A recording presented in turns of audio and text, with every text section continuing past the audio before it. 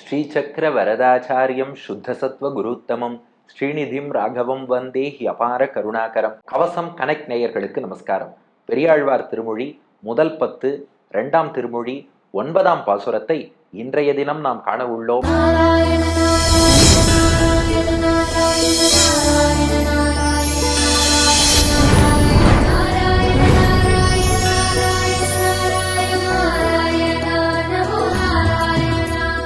இப்ப என்ன காட்சின்னா, கண்ணபிரான் வெளியில போய் சின்ன சின்ன பசங்களோடெல்லாம் சண்டை போட்டு அவளெல்லாம் வீழ்த்தி, நான் ஒருத்தன் தான் விளையாடுவேன், நீங்கள்லாம் வேடிக்கை பாருங்க, 1 2 3 அதெல்லாம் ஒன்றும் கிடையாது, நான் தான் ஒப்பற்ற ஒருவன் தான் நான் தான் சொல்லி எல்லாரையும் உட்கார வச்சுட்டு இவன் மட்டும் விளையாடினான். பதறி போனா யசோதை. இப்படியெல்லாம் அதிகமா விளையாடி கண்ணனுடைய வயிறே ஒட்டி போயிடுமோ அப்படின்னு அவன் தொப்புளுக்கு உந்திக்கு பல்லாண்டெல்லாம் பாடிட்டா. இப்ப எல்லாரும் என்ன சொன்னாலாம், இப்போ பாரு யசோதா, நீ சிரமத்தை பார்க்காத, குழந்தைக்கு வலிக்குமோன்னு யோசிக்காத, இவனை ஒரு இடமா கட்டி வச்சாதான் எல்லாத்துக்குமே சௌரியமா இருக்கும். இல்லைன்னா இது பாட்டுக்கு இப்படியே ஓடிட்டே இருந்ததுன்னா, ஏன்னா இந்த 10 பாட்டுக்குள்ளேயே இது வரைக்கும் எவ்வளவு தூரம் அவன் ஓடினாங்கிறத நாம பார்த்துட்டு இருக்கோம். அதனால எல்லாரும் சொல்லிட்டா, இவனை ஒரு இடமா கட்டி வச்சாதான் இவன் கொஞ்சம் அடங்குவான். அதாவது குழந்தைய கட்டி வைக்கிறதுங்கிறது தண்டிப்பதற்காக இல்லை, நீ இப்படி போகக்கூடாதுன்னு எச்சரிப்பதற்காக. குழந்தைய என்னத்த இருந்தாலும் கண்டிக்க வேண்டிய நேரத்துல கண்டிக்கணும் இல்லையா? எல்லாரும் சொல்லவும் யசோதை பார்த்தாலும் வீட்டுல இருக்கிறதுக்குள்ள ரொம்ப பழசான ஒரு தாம்பு கயிறை எடுத்துன்னு வந்தாலும், முன்னாடி தாம்பு கயிற்றால் அடிப்பேன்னு மிரட்டினா அதுக்கு அவன் தவழ்ந்து ஓடிட்டான். அப்போ முழங்கால பார்த்தோம்.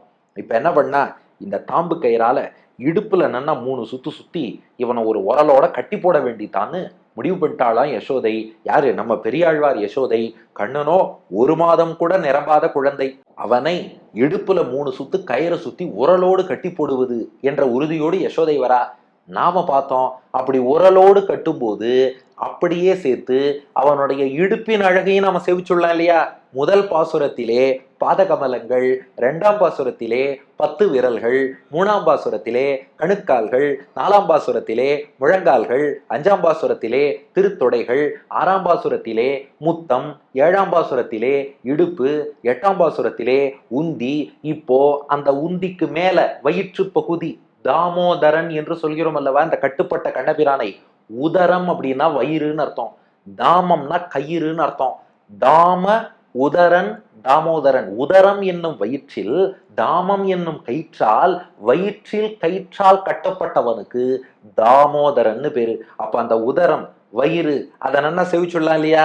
அப்போ வயிற்றை சேவிப்பதற்கு நாம் தயாராகிறோம். கண்ணனை கட்டுவதற்கு யசோதை தயாராரா?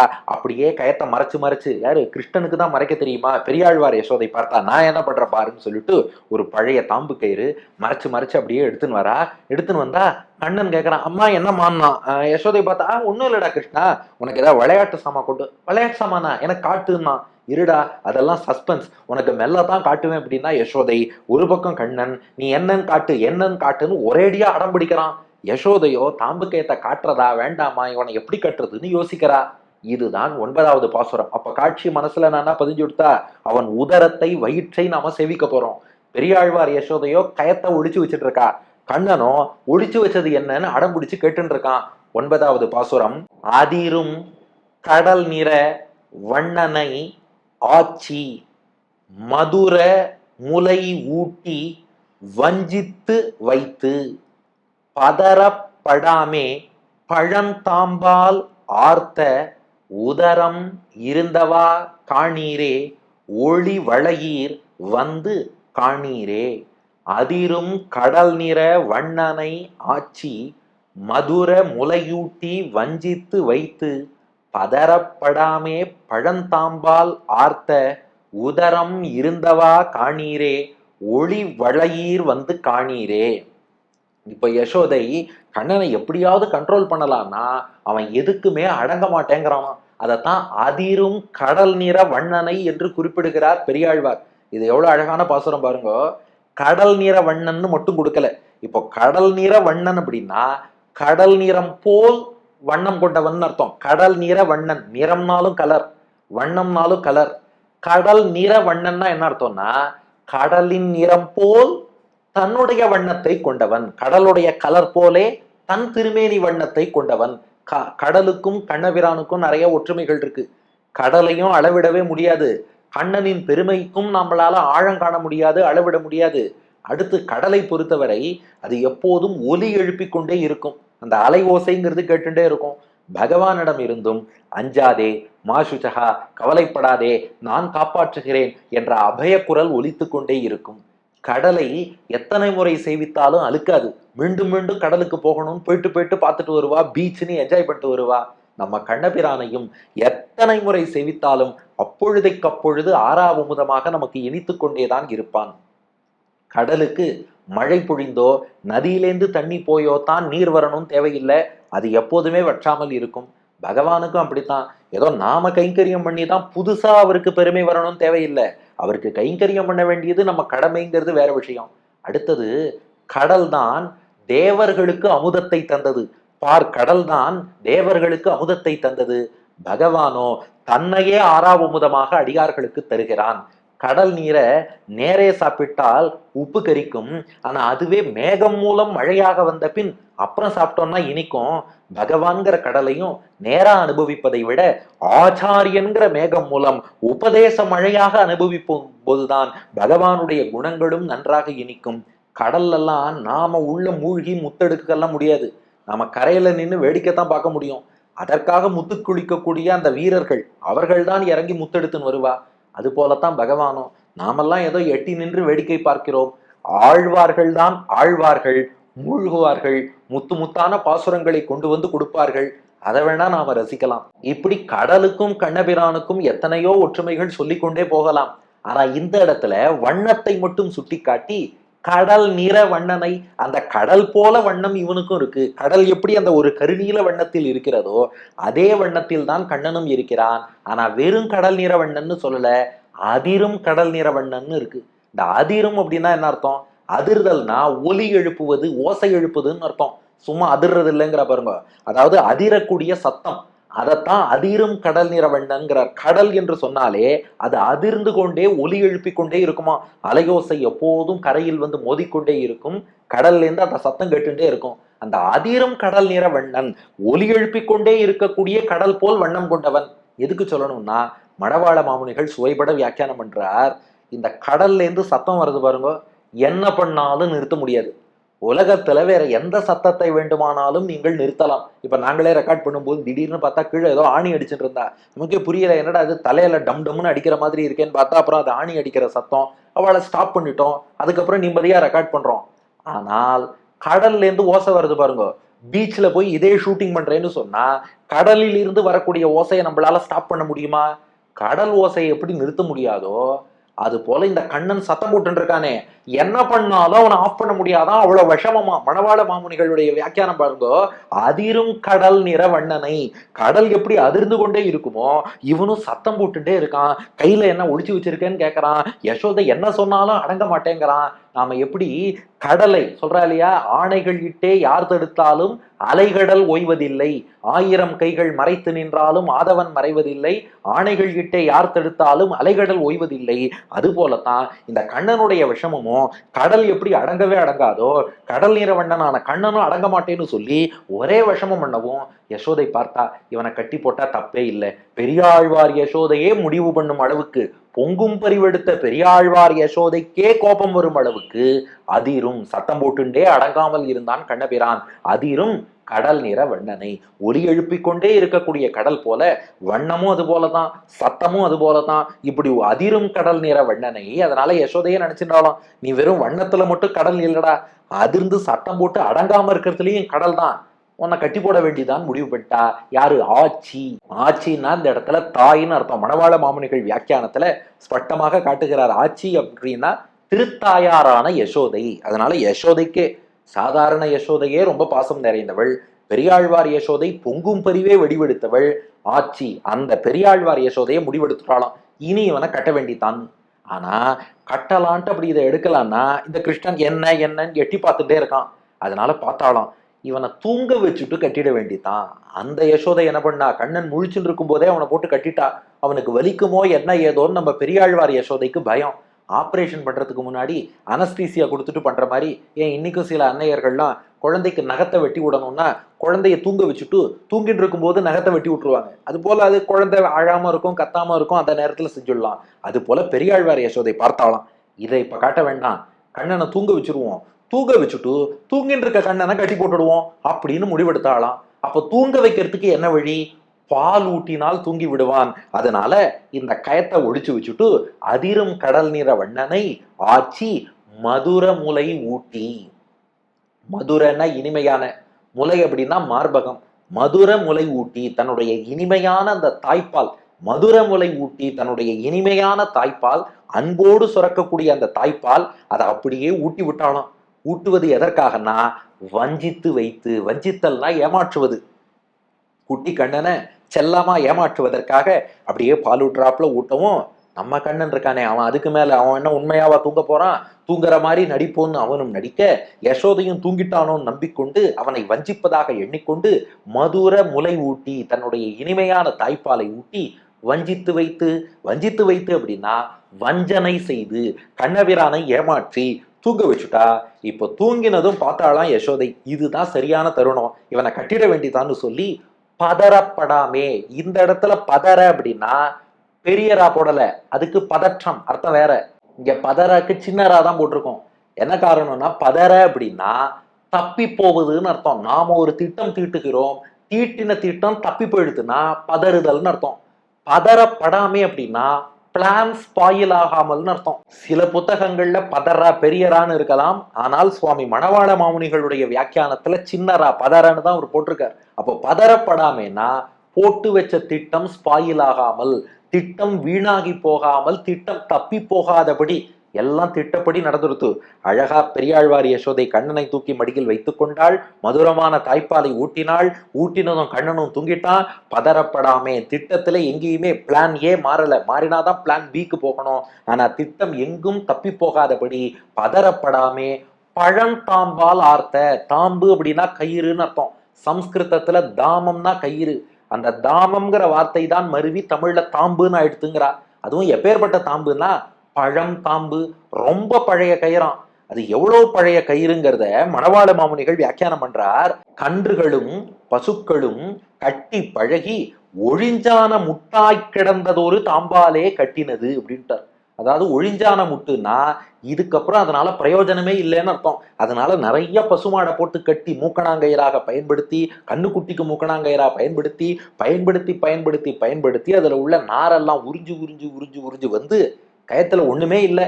அப்படி ஒரு கயிறு இருக்கிறதுக்குள்ள பழசான கயிறு, இந்த கயிற்றுக்கு வீட்டில் இனி பிரயோஜனமே இல்லையோ என்று கருதிய கயிறு, அப்படிப்பட்ட ஒரு கயிறு எடுத்தாலாம். எதனாலன்னா மற்றபடி ஏதாவது புது கயிறெல்லாம் எடுத்து கட்டி அது ரொம்ப கடுமையா வலிமையா இருந்து கண்ணனுக்கு வலிச்சுட்டா என்ன பண்றதுன்னு இந்த அழகான வியாக்கியானம் பாருங்க. நிறைய மாடு, நிறைய கண்ணுக்குட்டி எல்லாத்தையும் கட்டி கட்டி பழகின கயிறு தான். அந்த மாடு கண்ணுக்குட்டிக்கே இப்ப அந்த கயிறுங்கிறது ரொம்ப உறுத்துவதோ வலிப்பதோ எதுவுமே இல்லாத அளவுக்கு அந்த கயத்துல அந்த கரடு முரடாக இருக்கக்கூடிய நாறுகள் எல்லாமே நீங்கிட்டு சாறு போய் வெறும் சக்கை இருக்கும் பாருங்க, அப்படிப்பட்ட ஒரு கயிறு. அத்தை எடுத்தாலாம். அந்த பழந்தாம்பால் ஆர்த்த, ஆர்த்த அப்படின்னா கட்டி போட்டேன்னு அர்த்தம். ஆர்த்தல் அப்படின்னா கட்டுதல்னு அர்த்தம். ஆர்த்த அப்படின்னா கட்டி போட்டேன்னு அர்த்தம். அப்போ பதறப்படாமே தன்னுடைய திட்டம் எங்கேயுமே வீண் போகாதபடி தப்பாதபடி பழந்தாம்பால் ஆர்த்த, அந்த பழைய கயிறை கொண்டு வந்தா ஆர்த்த கட்டிட்டாலாம். எப்படி கட்டினான்னா கண்ணனுடைய திருவயிறு இருக்கிறது அல்லவா, அதை சுத்தி 3 சுத்து, அழகா 3 சுத்து சுத்தினா, சுத்தி அத்தை ஒரு முடிச்சு போட்டா, முடிச்சு போட்டுட்டு ஒரு உரலோடு கட்டிட்டா. கட்டினதும் சுத்தி இருக்க நாமெல்லாம் அந்த வயிற்றை தானே சேவிக்கணும்னு ஆசைப்பட்டோம். இப்ப 3 சுத்து கயிறோடு கூடிய வயிறு சேவிச்சுட்டு ஆகான்னோ யசோதையும் காட்டுறா.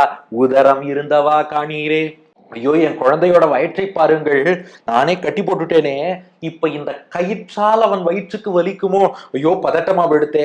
அதாவது இது ஆச்சாரியர்கள் ரசித்து சொல்லுவா, நமக்கெல்லாம் தோல்ல சமாசிரயணம், கிருஷ்ணனுக்கு வயத்துல சமாசிரயணம். நாமெல்லாம் பெருமாளுடைய தொண்டன் என்பதற்கு அடையாளமாக தோள்களிலே சங்க சக்கர பொறியை ஒத்தி கொள்கிறோம். அந்த அடையாளம் தழும்பு எப்போதும் தோல்ல பதிஞ்சிருக்கு. நாம பெருமாளுடைய தொண்டன் என்பதை அது நமக்கு உணர்த்துகிறது. சரி, நமக்கெல்லாம் தலைவன் பகவான், அடியார்களுக்கு கட்டுப்படுபவன் பகவான், அதுக்கு ஒரு அடையாளம் வேண்டாமா? அதுக்காகத்தான் அந்த தழும்பு 3 கோடு அப்படியே இடுப்புல பதியும்படியாக கண்ணன் கட்டுண்டு விட்டானோ. பாவம் 1 மாதம் கூட நிரப்பாத குழந்தை கண்ணன் யசோதை கட்டி போட்டிருக்கா. வயத்துல பார்த்தா வரிசையா 3 கோடு தெரியுது. இத 3 கோடு ஹரிசாண்டலா இருக்கும், வெர்டிக்கலா நடுவுல ஒரு கோடு போட்டேன்னு வச்சுக்கோங்க, அதைத்தான் இன்னைக்கு சிக்ஸ் பேக்ஸ்ங்கிறா. அதை முதல்ல பண்ணி காமிச்சதே நம்ம கண்ணபிரான் தான். அப்போ வரிசையா பார்த்தா ஹரிசாண்டலா 3 கோடுகள் அவனுடைய வயிற்றில் தெரிகின்றன. நடுவுல உள்ள லைனோட சேர்த்தா அதுவே சிக்ஸ் பேக்ஸாவும் தெரியுது. இதுதான் புருஷோத்தம லட்சணம் தானா.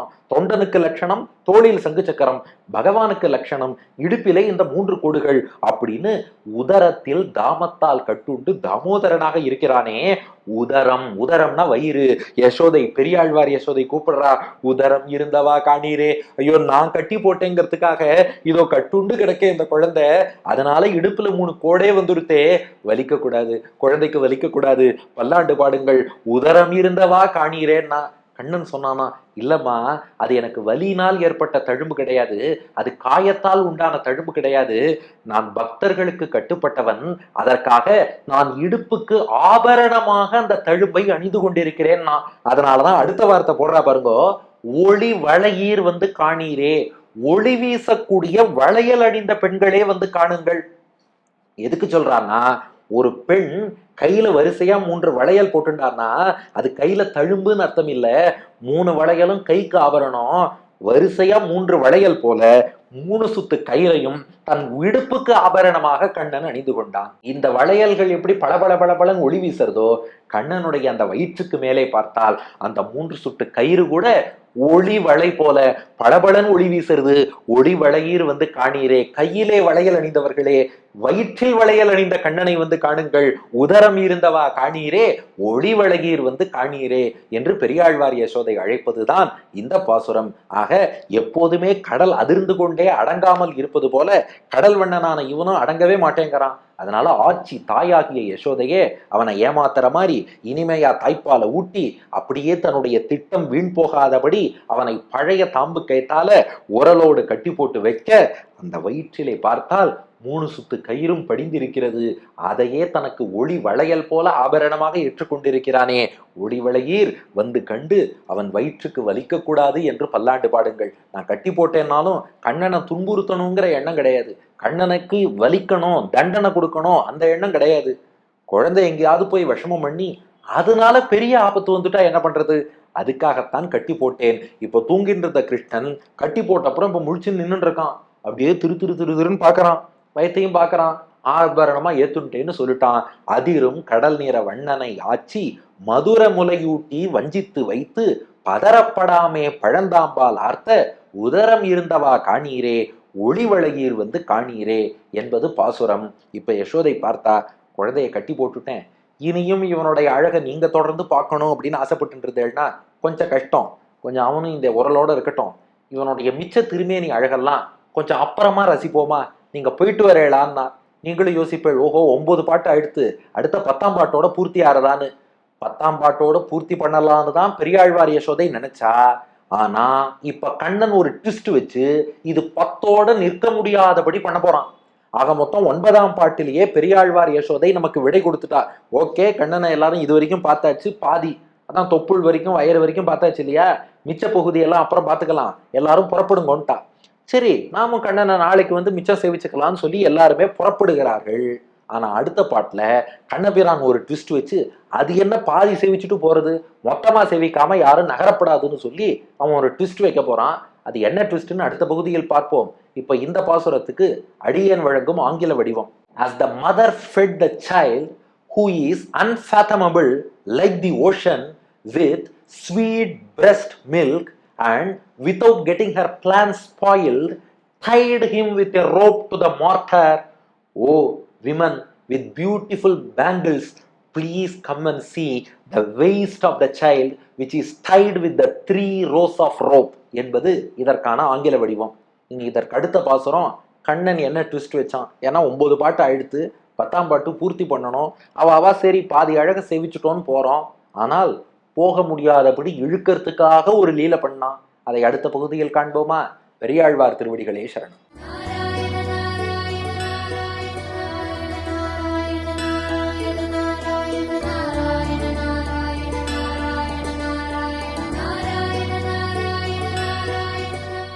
அதிரும் கடல் நிறவண்ணனை ஆட்சி மதுர முலையூட்டி வஞ்சித்து வைத்து அதிரும் கடல் நிறவண்ணனை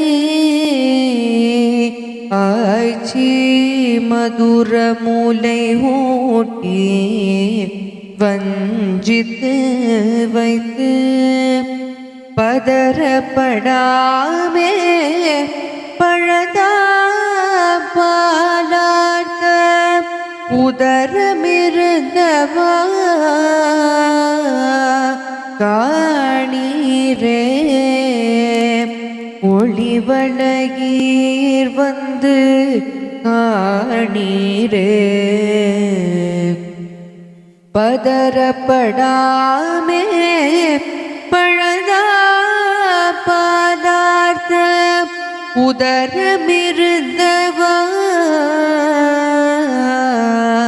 காணீரே ஒளிவளகீர் வந்து காணீரே.